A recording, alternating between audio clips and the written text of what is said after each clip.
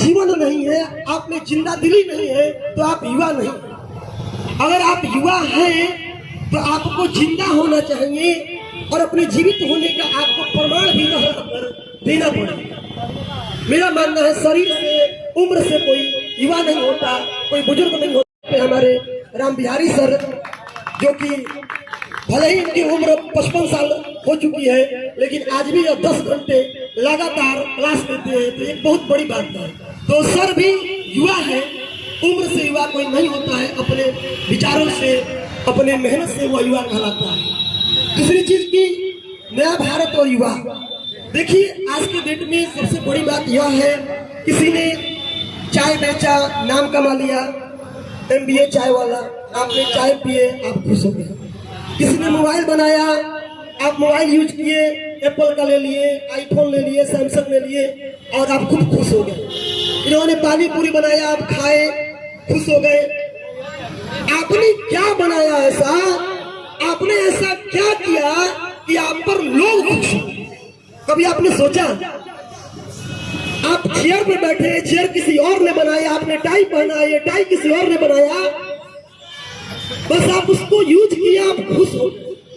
कभी आपने सोचा कि आपने क्या बनाया इस दुनिया को वजह मिले आप पे गर्व करने का, आप पे प्राउड करने का, आप पे तालियां बजाने का, आप पे खुश होने का? तो नए भारत के जो युवा हैं वही बनाना शुरू कर चुके हैं। मेक इन इंडिया, भारत में प्रोडक्ट बनना शुरू हो गए हैं, लोग मेहनत कर रहे हैं, लोग शर्म झिझक जो था उसको दूर करते हुए भारत में अनेक आपके उद्यमी देखा जाए तो अभी पटना में हमारे बिहार की ग्रेजुएट चाय वाली का नाम आया, जो कि वर्ल्ड फेमस हुआ। एक बहुत बड़ी बात, उसने शर्म को दूर किया, लाज को दूर किया, एक ठेला लगाया। पहले ठेला लगाने को लोग बड़ा निम्न सोचते थे कि ठेला लगाएंगे हम। देखिए आज उसका ऑटोग्राफ लेने के लिए लाइन लगा रहता है। तो कहीं ना कहीं आपको बनाना पड़ेगा। मेरे बीच मेरा एक विश्वास भी है जो कि अपने संगीत से सबको खुशी दिलाता है, तो कहीं ना कहीं उसने भी एक कार्य किया।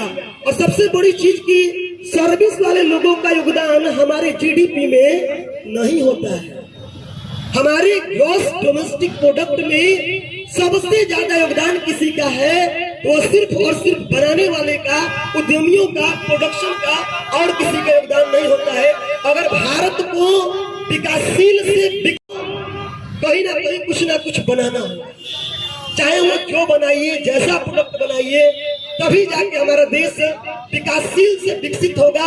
नहीं तो मैं आज लिखता हूँ इंडिया इज डेवलपिंग कंट्री, मेरे पापा लिखते थे इंडिया इज डेवलपिंग कंट्री, मेरे स्वर्गीय दादाजी लिखते थे इंडिया इज डेवलपिंग कंट्री, उसके ऊपर के दादाजी वो भी लिखते थे इंडिया इज डेवलपिंग कंट्री, और हम भी लिख रहे हैं डेवलपिंग कंट्री, आने वाली जनरेशन लिख रही है डेवलपिंग कंट्री। अगर हम GDP पे ध्यान नहीं दिए, अगर हम लोग प्रोडक्शन नहीं किए और ये शर्म झिझक डर लगा रहेगा, तो हम निश्चित रूप से कह सकते हैं कि हम लोग यही लिखते रह जाएंगे इंडिया इज डेवलपिंग कंट्री। तो कहीं ना कहीं आपने जो यह बात रखा है कि नया भारत और युवा, तो आपको सृजनात्मक होना होगा, हम लोग को सृजन करना होगा, चाहे आप जैसा सृजन करें। बड़ा बिजनेस विवेक बिंद्रा सर सुनता हूँ कभी कभी, तो मैं बड़ा अच्छा लगता है, क्योंकि वैसे तो हमारा और प्राइवेट सेक्टर का दोनों का 36 का आंकड़ा कह सकते हैं, क्योंकि हम सरकारी नौकरी की तैयारी कराते हैं और ये निजी क्षेत्र है। तो लेकिन मैं हमेशा कहता हूँ कि जो सेवा करते हैं वो अलग हो गए और जो बनाते हैं वो अलग हो गए। बात करते हैं प्रोडक्ट की, अगर थोड़ा सा मैं जाना चाहूँ समय हो तो देखिए प्रोडक्ट दुनिया में जैसे कि सभी लोग अभी बेचने का कार्य कर रहे हैं, एक प्रोडक्ट आपके पास जब वो आता है, कभी आपने विचार किया वो कितने दौर से गुजरा होगा?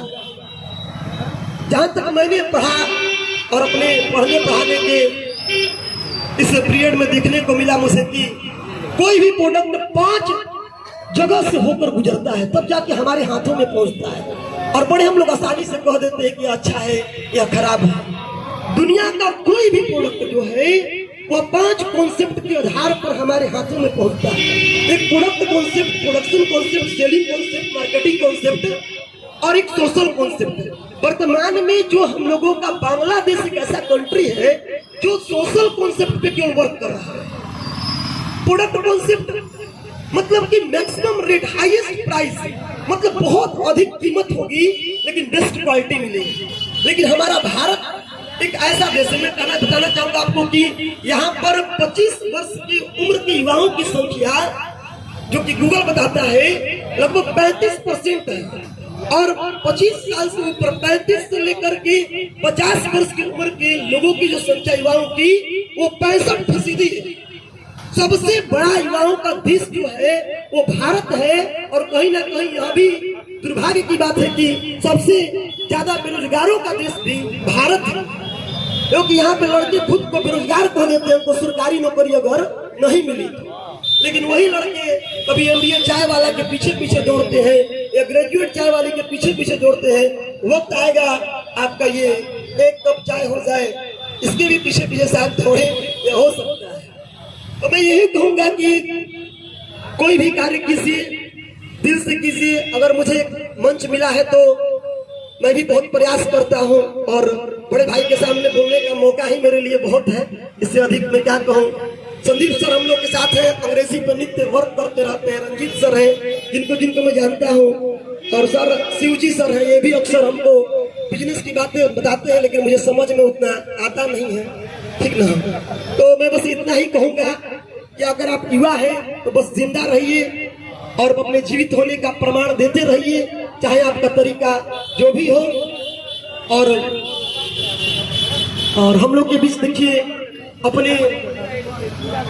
अपने दो धारी आवाज से पूरे बक्सर को एक अलग पहचान देने वाले उमेश जायसवाल जी भी है, जिनका जो संगीत है जो भी एक बार सुनता है वह पहले तो आश्चर्यचकित हो जाता है कि लड़की गा रही है कि लड़का गा रहा है, उसको समझ में ही नहीं आता। ये भी एक बहुत बड़ा स्किल है, और यहाँ पे बहुत सारे स्किल्ड लोग बैठे हुए हैं। और मैं माइक जो है संचालक महोदय को समर्पित करना चाहूंगा, और भारत माता की